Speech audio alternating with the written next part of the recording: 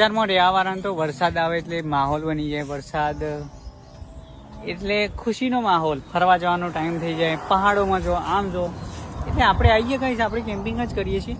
પણ સાથે સાથે આપણે ગામડામાં રહેવાવાળા છીએ તો આપણને નુકસાન એટલું જ છે.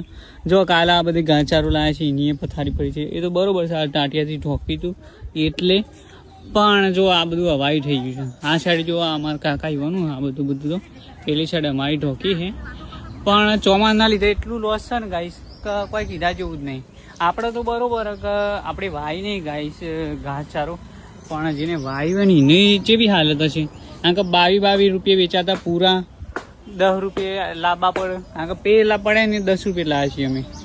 અને જુઓ આ બધું અમે કાલે ઢોક્યું એટલે. અને હજી તો માથાકૂટો એટલી છે ને ગાઈસ કે આ જે ઉપરનું ઢાળ્યું છે એ બધું હરખું કરવાનું છે, પેલી સાઈડ હરખું કરવાનું છે.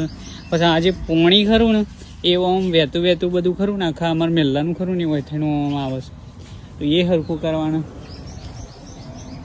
વરસાદ આવે એટલે બજારમાં રવાવાળાનું તો ચાલે કે ચલો ભાઈ વરસાદ આવે એટલે માહોલ બની ગયો ફરવાનો. પણ ખેડૂતોની હાલત બગડી જાય ગાઈસ.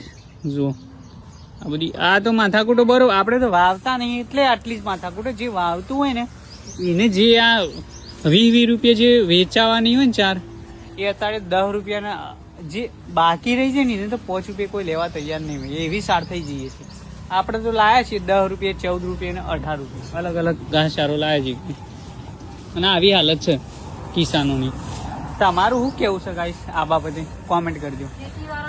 અને ફરવામાં તો ગાઈસ અમારો મેન ધંધો જ છે કે વરસાદ આવે એટલે કેમ્પિંગ કરવા જવાનું. એટલે કોઈ એવું દિલ ઉપર લેવું નહીં કે ગાઈસ તમે ફરો છો ને.